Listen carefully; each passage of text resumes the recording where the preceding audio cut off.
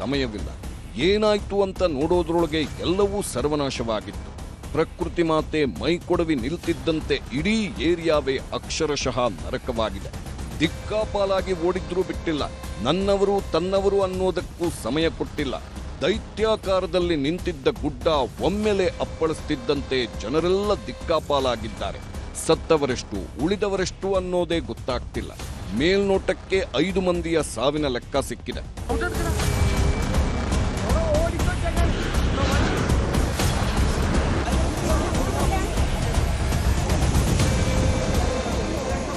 ಇದು ಪ್ರಕೃತಿ ತಂದ ಆಪತ್ತಲ್ಲ, ಮನುಷ್ಯನೇ ಮಾಡಿಕೊಂಡ ಸ್ವಯಂಕೃತ ಅಪರಾಧ. ಅಭಿವೃದ್ಧಿ ಹೆಸರಲ್ಲಿ ಮಾಡುತ್ತಿದ್ದ ಅಟ್ಟಹಾಸದ ಪ್ರತಿಫಲ. ಭೂತಾಯಿಯ ಒಡಲನ್ನೇ ಬಗೆದವರೀಗ ಕಣ್ಣೀರಿಡುತ್ತಿದ್ದಾರೆ.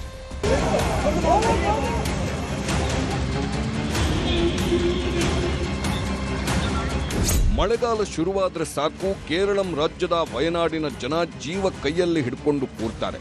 ಎಲ್ಲೇನಾಗುತ್ತೋ, ಎಲ್ಲಿ ಭೂಮಿ ಬಾಯ್ಬಿಡುತ್ತೋ ಅನ್ನೋ ಆತಂಕ ಶುರುವಾಗುತ್ತೆ. ಅದರಲ್ಲೂ ಜುಲೈ ತಿಂಗಳು ಬಂದ್ರಂತೂ ಮುಗಿದೇ ಹೋಯ್ತು.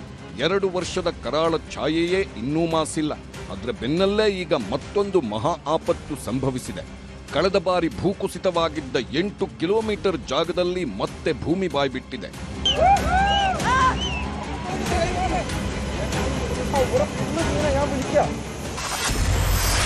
ಮೇಪಾಡಿಯ ಮೀನಾಕ್ಷಿ ಸೇತುವೆ ಬಳಿ ವಿಧಿಯ ಅಟ್ಟಹಾಸ. ಬೆಳಿಗ್ಗೆ 11:15 ಇಡೀ ಏರಿಯಾದಲ್ಲಿ ಬಿಟ್ಟು ಬಿಡದೆ ಮಳೆಯಾಗ್ತಿತ್ತು. ಇಂಥದ್ದೊಂದು ಆಪತ್ತು ಸಂಭವಿಸುತ್ತೆ, ಇಂಥದ್ದೊಂದು ವಿಪತ್ತು ಎದುರಾಗುತ್ತೆ ಅಂತ ಯಾರೂ ಅಂದಾಜಿಸಿರಲಿಲ್ಲ. ಇದೇ ಹೊತ್ತಲ್ಲೇ ನಡೆಯಬಾರದ ಘಟನೆ ನಡೆದು ಹೋಗಿದೆ. ಒಮ್ಮೆಲೆ ಗುಡ್ಡ ಕುಸಿಯುತ್ತಿದ್ದಂತೆ ಜನರೆಲ್ಲ ದಿಕ್ಕಾಪಾಲಾಗಿದ್ದಾರೆ. ಕೊಚ್ಕೊಂಡು ಹೋಗ್ತೀವಿ ಅನ್ನೋ ಭಯದಲ್ಲಿ ಜೀವ ಉಳಿಸಿಕೊಳ್ಳಲು ಓಡಿ ಬರ್ತಿದ್ರು. ಆದ್ರೆ ಯಮರೂಪದಲ್ಲಿ ಅಪ್ಪಳಿಸಿದ ಮಣ್ಣು ಸಿಕ್ಕವರನ್ನೆಲ್ಲ ಆಪೋಷಣ ಮಾಡಿಕೊಂಡಿದೆ.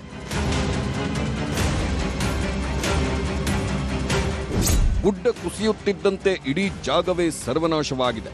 ಇಲ್ಲಿ ಜನವಸತಿ ಪ್ರದೇಶ ಇತ್ತು ಅನ್ನೋದಕ್ಕೂ ಸಣ್ಣ ಕುರುಹು ಸಿಕ್ತಿಲ್ಲ. ಗುಡ್ಡದ ಪಕ್ಕದಲ್ಲೇ ನಿಲ್ಲಿಸಿದ್ದ ಬಸ್ ಕೊಚ್ಚಿ ಹೋಗಿದ್ದು ಇಡೀ ಏರಿಯಾವೇ ನರಕದಂತಾಗಿದೆ.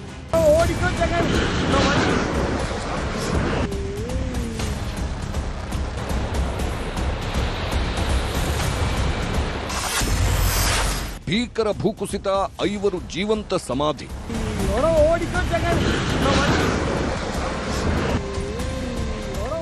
ಹೊಂಚು ಹಾಕಿ ಸಂಚು ರೂಪಿಸಿದಂತೆ ಸಾವು ರಣಕೇಕೆ ಹಾಕಿದೆ.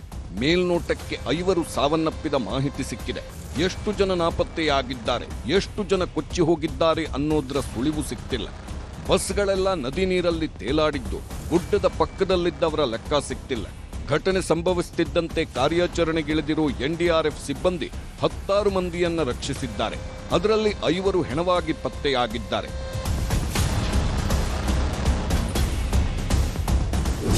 ಈ ದೃಶ್ಯ ನೋಡುತ್ತಿದ್ರೆ ನಿಜಕ್ಕೂ ಕರಳು ಹಿಂಡಿದಂತಾಗ್ತಿದೆ. ಯಾರಿವರು ಅನ್ನೋದು ಗೊತ್ತಿಲ್ಲ, ಜೀವ ಇದೆಯೋ ಇಲ್ವೋ ಅದೂ ಗೊತ್ತಿಲ್ಲ. ಕೈ ಕಾಲು ಆಡಿಸ್ತಿಲ್ಲ, ಬಿದ್ದಲ್ಲೇ ಹುದುಗಿ ಹೋಗಿದ್ದಾರೆ. ಕೂಡಲೇ ಕಾರ್ಯಪ್ರವೃತ್ತರಾದ ಸ್ಥಳೀಯರು ಪ್ರಾಣದ ಹಂಗು ತೊರೆದು ರಕ್ಷಣೆ ಮಾಡಿದ್ದಾರೆ. NDRF ಸಿಬ್ಬಂದಿ ಜೊತೆಗೆ ತಾವೂ ವಾಲಂಟರಿಯಾಗಿ ರಕ್ಷಕರಾಗಿದ್ದಾರೆ.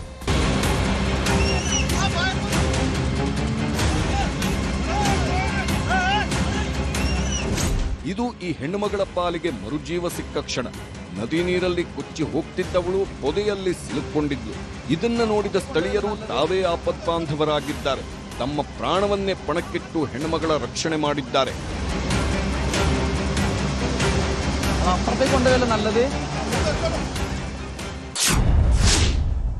ಸಾವಿನ ಬಗ್ಗೆ ಸಿಕ್ಕಿಲ್ಲ ಪಕ್ಕಾ ಲೆಕ್ಕ. ಈ ಭೂಕುಸಿತದ ದೃಶ್ಯ ನೋಡುತ್ತಿದ್ರೆ ಸಾವಿನ ಲೆಕ್ಕ ಹಾಕುವುದು ಕಷ್ಟವಾಗ್ತಿದೆ. ಸದ್ಯಕ್ಕೇನೋ 5 ಸಾವನ್ನಪ್ಪಿದ್ದಾರೆ ಅನ್ನೋ ಮಾಹಿತಿ ಸಿಕ್ಕಿದೆ. ಆದ್ರೆ ಮಣ್ಣಲ್ಲಿ ಅದೆಷ್ಟು ಮಂದಿ ಮಣ್ಣಾಗಿದ್ದಾರೆ ಅನ್ನೋದು ಊಹಿಸೋದಕ್ಕೂ ಆಗ್ತಿಲ್ಲ. ಇನ್ನೂ ಹಲವರು ಕಾರ್ಮಿಕರು ಸಿಲುಕಿರುವ ಶಂಕೆ ವ್ಯಕ್ತವಾಗ್ತಿದ್ದು NDRF ತಂಡ ಬಿರುಸಿನ ರಕ್ಷಣಾ ಕಾರ್ಯಾಚರಣೆ ನಡೆಸುತ್ತಿದೆ.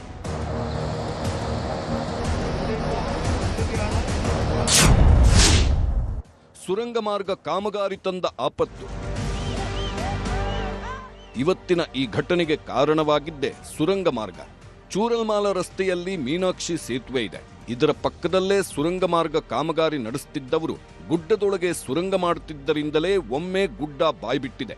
ಒಂದು ಕಡೆ ಮೇಲಿಂದ ಮೇಲೆ ಮಳೆ, ಇನ್ನೊಂದು ಕಡೆ ಬಾಂಬ್ ಬ್ಲಾಸ್ಟ್ ಮಾಡುತ್ತಿದ್ರು. ಇದರ ಪರಿಣಾಮ ಇದ್ದಕ್ಕಿದ್ದಂತೆ ಗುಡ್ಡ ನೆಲಕ್ಕಚ್ಚಿದೆ. ಕಾಮಗಾರಿಯಲ್ಲಿ ಭಾಗಿಯಾಗಿದ್ದ ಸುಮಾರು 14 ಕಾರ್ಮಿಕರು ನಾಪತ್ತೆಯಾಗಿದ್ದು ಏನಾದರೂ ಅನ್ನೋದರ ಸಣ್ಣ ಸುಳಿವೂ ಸಿಕ್ಕಿಲ್ಲ. ಅಪಾರ ಪ್ರಮಾಣದ ಮಣ್ಣು ಬಿದ್ದಿರೋದ್ರಿಂದ ರಕ್ಷಣಾ ಕಾರ್ಯಾಚರಣೆ ಕೂಡ ದೊಡ್ಡ ಸವಾಲಾಗಿ ಪರಿಣಮಿಸಿದೆ. ಭೀಕರ ಭೂಕುಸಿತ ಸಂಭವಿಸುತ್ತಿದ್ದಂತೆ ಸಿಎಂ ವಿಡಿ ಸತೀಶನ್ ಪ್ರತಿಕ್ರಿಯೆ ನೀಡಿದ್ದು, ಅಗ್ನಿಶಾಮಕ ಸಿಬ್ಬಂದಿ ಹಾಗೂ ಎನ್ಡಿಆರ್ಎಫ್ ರಕ್ಷಣಾ ಕಾರ್ಯಾಚರಣೆ ನಡೆಸುತ್ತಿದ್ದು ಗಾಯಾಳುಗಳನ್ನು ಸ್ಥಳೀಯ ಆಸ್ಪತ್ರೆಗೆ ದಾಖಲಿಸಲಾಗಿದೆ ಎಂದರು. ಇನ್ನು ವಯನಾಡು ಸಂಸದೆ ಪ್ರಿಯಾಂಕಾ ಗಾಂಧಿ ಸಹ ರಿಯಾಕ್ಟ್ ಮಾಡಿದ್ದು, ಭೂಕುಸಿತದಲ್ಲಿ ಸಿಲುಕಿದವರ ರಕ್ಷಣೆಗೆ ಪ್ರಯತ್ನ ನಡೆಯುತ್ತಿದೆ. ಕೇರಳ ಸಿಎಂ ಸ್ವತಃ ಮೇಲ್ವಿಚಾರಣೆ ಮಾಡುತ್ತಿದ್ದಾರೆ ಅಂತ ಎಕ್ಸ್ನಲ್ಲಿ ಪೋಸ್ಟ್ ಮಾಡಿದ್ದಾರೆ.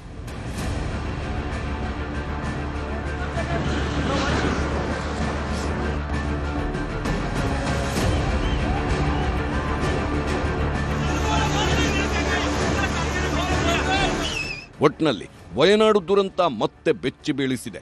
ಅಭಿವೃದ್ಧಿ ಹೆಸರಲ್ಲಿ ಆಗ್ತಿರೋ ಎಡವಟ್ಟುಗಳಿಗೆ ಇನ್ನಾದರೂ ಕಡಿವಾಣ ಬೀಳಬೇಕಿದೆ. ಇಲ್ಲದಿದ್ರೆ ಇಂಥ ಅಪಾಯಗಳು ಮತ್ತಷ್ಟು ಎದುರಾಗೋದ್ರಲ್ಲಿ ಅನುಮಾನವೇ ಇಲ್ಲ.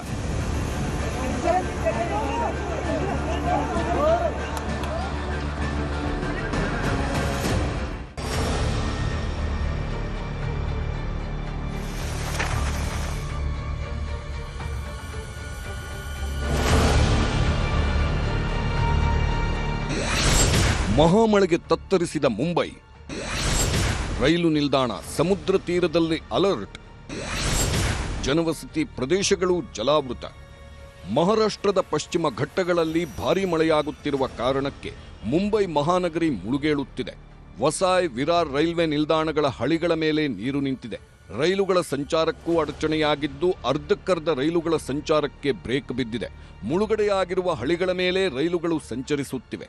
ಸಮುದ್ರಕ್ಕೂ ಬಡಾವಣೆಗಳಿಗೂ ಲಿಂಕೇ ಮಿಸ್ ಆಗಿರೋ ರೀತಿ ಆಗಿಬಿಟ್ಟಿದೆ. ದಕ್ಷಿಣ ದಾದರ ಪ್ರದೇಶದಲ್ಲಿ ಭಾರೀ ಮಳೆಯೊಂದಿಗೆ ಭಯ ಹುಟ್ಟಿಸೋ ಬಿರುಗಾಳಿಯೂ ಎದ್ದಿದ್ದು ಜನರು ಭಯಗೊಂಡಿದ್ದಾರೆ.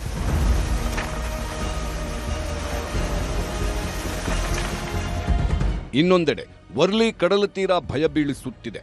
ಮಳೆ ನೀರು ಇಡೀ ಮುಂಬೈ ನಗರವನ್ನ ಆವರಿಸುತ್ತಿದ್ದು ಕಡಲ ತೀರದ ಅಲೆಗಳೂ ಬೆಚ್ಚಿ ಬೀಳಿಸುತ್ತಿವೆ. ಮತ್ತೊಂದು ಕಡೆ ದೊಡ್ಡ ದೊಡ್ಡ ಬಿಲ್ಡಿಂಗ್ಗಳು, ಅಪಾರ್ಟ್ಮೆಂಟ್ಗಳು ಕೂಡ ಜನರನ್ನ ಭಯ ಬೀಳಿಸುತ್ತಿವೆ. ಅಪಾರ್ಟ್ಮೆಂಟ್ಗಳ ಮುಂದೆ ನಿಲ್ಲಿಸಿದ್ದ ಕಾರುಗಳು ತೇಲಿ ಹೋಗುತ್ತಿವೆ.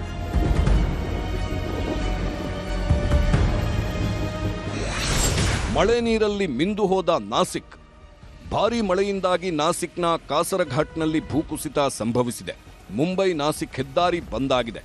ಹವಾಮಾನ ಇಲಾಖೆ ರೆಡ್ ಅಲರ್ಟ್ ಘೋಷಿಸಿದ್ದು ನಾಸಿಕ್ ಜಿಲ್ಲಾಡಳಿತ ಮುಂಜಾಗ್ರತೆ ವಹಿಸಿದೆ. ಗೋದಾವರಿ ನದಿ ಅಪಾಯ ಮಟ್ಟ ಮೀರಿ ಹರಿಯುತ್ತಿದೆ. ಬಿಹಾರದ ಪಾಟ್ನಾದಲ್ಲಿ ಭಾರೀ ಮಳೆಯಾಗಿದೆ.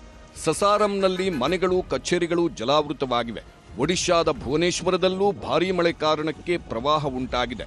ಪ್ರವಾಹದ ನೀರಿನಲ್ಲಿ ಸಿಲುಕಿದ್ದ 4 ಹಸು ಸಾಕಾಣಿಕೆದಾರರನ್ನ ಅಗ್ನಿಶಾಮಕ ಸಿಬ್ಬಂದಿ ರಕ್ಷಿಸಿದ್ದಾರೆ.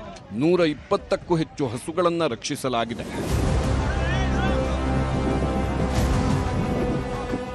ಗುಜರಾತ್ನ ಸೂರತ್ನಲ್ಲೂ ಭಾರೀ ಮಳೆಯಾಗ್ತಿದೆ.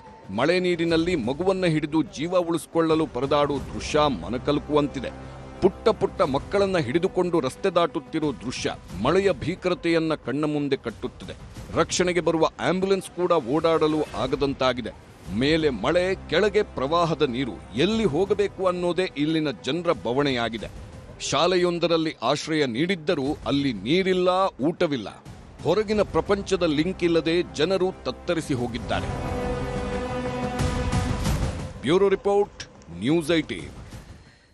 ಹೀಗೆ ಮಳೆ ಬಂದಂತಹ ಸಂದರ್ಭದಲ್ಲಿ ಯಾವ ಸ್ವರೂಪದ ಹೊಡೆತವನ್ನು ಕೂಡ ಕೊಡ್ತಾ ಇದೆ ಅನ್ನೋದನ್ನು ನೋಡ್ತಾ ಇದ್ವಿ. ನಾರ್ಮಲ್ ಆದಂತಹ ಮಳೆ ಅನ್ನುವಂಥದ್ದೇ ಇಲ್ಲ, ಏನಿದ್ರು ಕೂಡ ಅವಾಂತರಗಳೇ ಆಗ್ತಾ ಇರುವಂಥದ್ದು ಈಗ ಕಾಣುತ್ತೆ. ಯಾಕಂದರೆ ಪ್ರಾಕೃತಿಕವಾದಂತಹ ವಿಕೋಪಗಳು ಹೀಗೆಲ್ಲ ತೆರೆದುಕೊಳ್ತಿದ್ದಾವೆ ಅನ್ನೋದಕ್ಕೆ ಇವತ್ತು ಸಾಕ್ಷಿಯಾಗಿರುತ್ತದೆ. ವಿಶೇಷವಾಗಿ ಆ ದುರಂತ ಯಾವ ಸ್ವರೂಪದಲ್ಲಿ ಗುಡ್ಡ ಕುಸಿದಿರುವಂಥದ್ದು, ಅಲ್ಲಿಂದ ಕೆಸರು ಬಂದು ಅಪ್ಪಳಿಸಿರುವಂಥದ್ದು, ವಯನಾಡಿನ ದುರಂತವನ್ನು ಅದು ಅಷ್ಟು ಸುಲಭವಾಗಿ ಅರಗಿಸ್ಕೊಳ್ಳುವಂತಲ್ಲ, ಆ ದೃಶ್ಯ ಪದೇ ಪದೇ ಕಾಡುವಂತಹ ದೃಶ್ಯವಾಗಿಯೂ ಕೂಡ ಉಳಿಯಲಿದೆ.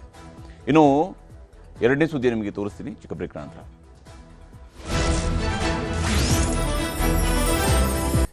ರೇಗಾಂಧ್ರ ಪಂಚಾಯತಿಗೆ ಮತ್ತೆ ಸ್ವಾಗತ. ರಾಮನ ಲೆಕ್ಕ ಕಡೆಗೂ ಒಂದಿಷ್ಟು ಮಾಹಿತಿ ಒದಗಿಸಿದೆ ಟ್ರಸ್ಟ್. ಟ್ರಸ್ಟ್ ಮಾಹಿತಿಯನ್ನು ಒದಗಿಸುವ ಸಂದರ್ಭದಲ್ಲಿ ಟ್ರಸ್ಟಿಂದ ಹೊರಬಿದ್ದಂತಹ ಚಂಪತ್ ರಾಯ್ ಕೂಡ ಒಂದು ರಿಯಾಕ್ಷನ್ ಅನ್ನು ಕೊಟ್ಟಿರುವಂಥದ್ದು ಬಹಳ ಮುಖ್ಯ. ಯಾಕೆಂದರೆ ಚಂಪತ್ ರಾಯ್ ಈ ಇಡೀ ಪ್ರಕರಣದಲ್ಲಿ ಚಂಪತ್ ರಾಯ್ ಕಡೆಗೇನೆ ಎಲ್ಲ ಗುರಿಯೂ ಕೂಡ ನೆಟ್ಟಿದೆ. ಯಾಕೆಂದರೆ ಚಂಪತ್ ರಾಯ್ ಅವರ ಮೂಗಿನ ಕೆಳಗೇನೆ ಇದೆಲ್ಲ ಅಕ್ರಮ ನಡೆಯೋದಕ್ಕೆ ಸಾಧ್ಯ ಅನ್ನುವಂಥ ಅನುಮಾನಗಳಿದ್ದಾವೆ. ಯಾಕೆಂದರೆ ಚಂಪತ್ ರಾಯ್ ಅವರ ಡ್ರೈವರ್ ಹಾಗೆಯೇ ಆಪ್ತರು, ಅವ್ರ ಜೊತೆಗಿದ್ದಂಥವರು, ಇವ್ರುಗಳೇ ಈ ಕೃತ್ಯವನ್ನು ಎಸಗಿರೋದ್ರಿಂದಾಗಿ, ಕಳ್ಳತನವನ್ನು ಮಾಡಿರೋದ್ರಿಂದಾಗಿ ಇಲ್ಲಿ ಚಂಪತ್ ರಾಯ್ಗೂ ಪಾಲಿದೆಯಾ ಅನ್ನುವ ಅನುಮಾನ ಸಹಜವಾಗಿದೆ ಬಂದಿರುವಂಥದ್ದು. ಆದರೆ ಚಂಪತ್ ರಾಯ್ ಈಗ ಹೇಳ್ತಾ ಇರುವಂಥದ್ದು, ಅಯೋಧ್ಯೆ ಟ್ರಸ್ಟಿಂದ ಹೊರಬಿದ್ದಂತಹ ಚಂಪತ್ ರಾಯ್ ಇದಕ್ಕೆ ಸಂಬಂಧಪಟ್ಟಂತೆ ಮಾತನಾಡಿದ್ದಾರೆ. ತಾನು ತಪ್ಪು ಮಾಡಿಲ್ಲ, ದೇಣಿಗೆ ಹಣದ ಎಣಿಕೆಯ ವೇಳೆ ಅಕ್ರಮಗಳಾಗಿರುವ ಬಗ್ಗೆ ಚರ್ಚೆ ಆಗ್ತಾ ಇದೆ. ಯಾಕಂದರೆ ಅಕ್ರಮಗಳಾಗಿರೋದ್ರ ಬಗ್ಗೆ ಚರ್ಚೆ ಆಗ್ತಿದೆ ಅಷ್ಟೇ ಅಲ್ಲ, SIT ಇಂದ ತನಿಖೆಯೂ ಆಗ್ತಾ ಇದೆ, ಈಗಾಗಲೇ ಅರೆಸ್ಟ್ ಕೂಡ ಆಗಿದೆ. ರಾಮನ ಹಣವನ್ನೇ ಕದ್ದಿರುವಂಥದ್ದು ಕಳವಳಕಾರಿಯಾಗಿದೆ ಅಂತೇಳಿ ಚಂಪತ್ ರಾಯ್ ಹೇಳ್ತಾ ಇದ್ದಾರೆ. ಆದರೆ ಪ್ರಶ್ನೆ ಇರುವಂಥದ್ದು, ರಾಮನ ದುಡ್ಡನ್ನು ಕದ್ದಂಥವರು ಸಿಕ್ಕಿಬಿದ್ದಾಗಲೂ ಕೂಡ ಯಾಕೆ ಕಂಪ್ಲೇಂಟ್ ಕೊಡಲಿಲ್ಲ ಚಂಪತ್ ರಾಯ್ ಅಂತ ಹೇಳಿ ಈ ಅನುಮಾನ ಚಂಪತ್ ರಾಯ್ ಕಡೆಗಿರುವಂಥದ್ದು ಇದೇ ಕಾರಣಕ್ಕಾಗಿ. ನನ್ನ ಮೇಲೆ ಬರ್ತಾ ಇರುವಂಥ ಆರೋಪಗಳ ಬಗ್ಗೆಯೂ ನಾನು ವಿವರ ಕೊಡ್ತೇನೆ ಅಂತ ಹೇಳ್ತಿದ್ದಾರೆ. ಬಹುಶಃ ಯಾಕೆ ದೂರು ಕೊಟ್ಟಿಲ್ಲ ಅನ್ನೋದನ್ನು ಹೇಳಿದು ಪ್ರತಿಯೊಂದಕ್ಕೂ ಕೂಡ ಅವರು ಉತ್ತರವನ್ನು ಕೊಡಲೇಬೇಕಾಗತ್ತೆ. ನನ್ನ ಮೇಲೆ ಬರ್ತಾ ಇರುವಂಥ ಆರೋಪಗಳಿಗೂ ಕೂಡ ನಾನು ಉತ್ತರವನ್ನು ಕೊಡ್ತೇನೆ ಅಂತೇಳಿ ಚಂಪತ್ ರಾಯ್ ಹೇಳ್ತಾ ಇದ್ದಾರೆ. ಅಷ್ಟೇ ಅಲ್ಲದೆ SIT ವರದಿ ಬಂದ ಮೇಲೆ ಸತ್ಯ ಗೊತ್ತಾಗುತ್ತೆ, ನಂತರ ಮಾತಾಡ್ತೇನೆ ಅಂತೇಳಿ ಚಂಪತ್ ರಾಯ್ ಹೇಳ್ತಾ ಇದ್ದಾರೆ. SIT ವರದಿ ಬರಲಿ, ಅದಾದ ನಂತರನೇ ಸತ್ಯ ಗೊತ್ತಾಗುತ್ತೆ, ನಂತರ ನಾನು ಮಾತಾಡ್ತೇನೆ ಅಂತೇಳಿ ಚಂಪತ್ ರಾಯ್ ಹೇಳ್ತಾ ಇರುವಂಥದ್ದು. ಆದರೆ ಈ ಸಂದರ್ಭದಲ್ಲಿನೇ ಟ್ರಸ್ಟ್ನವರು ಲೆಕ್ಕವನ್ನು ಕೊಟ್ಟಿದ್ದಾರೆ. ಅಯೋಧ್ಯೆಯಲ್ಲಿ ಕಾಣಿಕೆ ಮತ್ತು ಖರ್ಚಿನ ವರದಿಯನ್ನು ಬಿಡುಗಡೆ ಮಾಡಿದ್ದಾರೆ. ಯಾವೆಲ್ಲ ಈ ಬೆಳ್ಳಿಯ ಕಾಗೆಯನ್ನು ಯಾರು ಅರ್ಪಿಸಿದ್ರು ಅದು ಎಲ್ಲಿದೆ ಅನ್ನುವಂಥದ್ದನ್ನು ಕೇಳಿದ್ರಲ್ಲ, ಅದನ್ನು ಕೂಡ ಇವತ್ತು ತೋರಿಸಿದೆ. ಆ ಮೂಲಕವಾಗಿ ಟ್ರಸ್ಟ್ನವರು ಅದನ್ನು ತೋರಿಸಿದ್ದಾರೆ. ಇಲ್ಲ, ನೀವು ಕೊಟ್ಟಿರ್ತಕ್ಕಂತಹ ದೇಣಿಗೆಗಳು ನಮ್ಮ ಬಳಿ ಇದ್ದಾವೆ, ಚಿನ್ನಾಭರಣಗಳು ನಮ್ಮ ಬಳಿ ಇದ್ದಾವೆ ಅಂತ ತೋರಿಸಿದ್ದಾರೆ. ವಿಶೇಷವಾಗಿ ಅಯೋಧ್ಯೆಯ ಟ್ರಸ್ಟ್ಗೆ ಹರಿದು ಬಂದಂತಹ ಒಟ್ಟು ದೇಣಿಗೆಯ ಹಣ ಅಂದರೆ ಆದಾಯವಾಗಿ ಬಂದಿರುವಂಥದ್ದು 3,264 ಕೋಟಿ ರೂಪಾಯಿಗಳು. 3,264 ಕೋಟಿ ರೂಪಾಯಿಗಳು ಅಯೋಧ್ಯೆಯ ರಾಮ ಮಂದಿರ ತೀರ್ಥಕ್ಷೇತ್ರ ಟ್ರಸ್ಟ್ಗೆ ಹರಿದು ಬಂದಿರತಕ್ಕಂತಹ ಆದಾಯ. ಇದರಲ್ಲಿ ಇವರು ರಾಮ ಮಂದಿರ ನಿರ್ಮಾಣಕ್ಕಾಗಿ ಮಾಡಿರ್ತಕ್ಕಂತಹ ಖರ್ಚು 2,370 ಕೋಟಿ ರೂಪಾಯಿಗಳು. 2,370 ಕೋಟಿ ರೂಪಾಯಿಗಳಲ್ಲಿ ಆ ಭವ್ಯ ರಾಮ ಮಂದಿರವನ್ನು ನಿರ್ಮಾಣ ಮಾಡಲಾಗಿದೆ ಅಂತ ಹೇಳಿ ಟ್ರಸ್ಟ್ನವರು ಹೇಳ್ತಾ ಇದ್ದಾರೆ. ಧಾರ್ಮಿಕ ಚಟುವಟಿಕೆ ಮತ್ತು ಇತರೆ ಖರ್ಚುಗಳಾಗಿ 391 ಕೋಟಿ ರೂಪಾಯಿಗಳನ್ನು ಖರ್ಚು ಮಾಡಿದ್ದಾರೆ. 391 ಕೋಟಿ ರೂಪಾಯಿಗಳನ್ನು ಅಯೋಧ್ಯೆಯಲ್ಲಿ ಇವರು ಖರ್ಚು ಮಾಡಿರುವಂಥದ್ದು ಧಾರ್ಮಿಕ ಕಾರ್ಯಗಳಿಗಾಗಿ. ಅಯೋಧ್ಯೆಯಲ್ಲಿ ಸಂಗ್ರಹವಾದ ದೇಣಿಗೆಯಲ್ಲಿ ಹೀಗೆ ಇವೆರಡನ್ನೂ ಸೇರಿಸಿದಾಗ ಒಟ್ಟು ಖರ್ಚಾಗಿರ್ತಕ್ಕಂಥ ಹಣ 2,761 ಕೋಟಿ ರೂಪಾಯಿಗಳು ಖರ್ಚಾಗಿದ್ದಾವೆ ಅಂತ ಹೇಳ್ತಾ ಇದ್ದಾರೆ. ಭಕ್ತರು ಕೊಟ್ಟಿರುವಂತಹ ಚಿನ್ನ, ಬೆಳ್ಳಿಯ ಆಭರಣಗಳು ಸುರಕ್ಷಿತವಾಗಿ ಇದ್ದಾವೆ ಅನ್ನೋದನ್ನು ತೋರಿಸಿದ್ದಾರೆ. ವಿಶೇಷವಾಗಿ 30 ಕೆಜಿಯ ಚಿನ್ನಾಭರಣ, 1,518 ಕೆಜಿಯ ಬೆಳ್ಳಿ ಆಭರಣಗಳು ಸುರಕ್ಷಿತವಾಗಿ ರಾಮ ಮಂದಿರದಲ್ಲಿ ಇದ್ದಾವೆ, ರಾಮನ ಟ್ರಸ್ಟ್ನಲ್ಲಿದೆ. 2,926 ಅಮೂಲ್ಯ ವಸ್ತುಗಳು ಕೂಡ ಸುರಕ್ಷಿತವಾಗಿದ್ದಾವೆ, ದಾಖಲೆಗಳು ಕೂಡ ಸೇಫ್ ಆಗಿದ್ದಾವೆ. ಎಲ್ಲ ಭಕ್ತರು ದೇಣಿಗೆ ವರದಿಯನ್ನು ಪರಿಶೀಲಿಸಬಹುದು ಅಂತೇಳಿ ಟ್ರಸ್ಟ್ ಹೇಳ್ತಾ ಇದೆ. ಆದರೆ ಇಲ್ಲಿ ದೇಣಿಗೆಯಲ್ಲಿ ಸಂಗ್ರಹವಾದ ಹಣವನ್ನು ಏನು ತೋರಿಸಿದರೆ ಇದು ಅಧಿಕೃತವಾದ ಲೆಕ್ಕದ ಮೂಲಕ ಬಂದಿರುವಂಥದ್ದು. ಆದರೆ ಲೆಕ್ಕ ಹಾಕುವಾಗಲೇ ಆಗಿರುವ ಕಳ್ಳತನದ ಹಣ ಎಷ್ಟು, ಆ ಮೊತ್ತ ಎಲ್ಲೂ ಹೋಯಿತು, ಇದು ಕೂಡ ಗೊತ್ತಾಗಬೇಕಾಗಿದೆ. SIT ತನಿಖೆಯಿಂದ ಆ ಸತ್ಯ ಹೊರಬರಬೇಕಾಗಿದೆ. ಇದಾಗಿತ್ತು ಇವತ್ತಿನ ಪಂಚಾಯಿತಿ. ನಮಸ್ಕಾರ.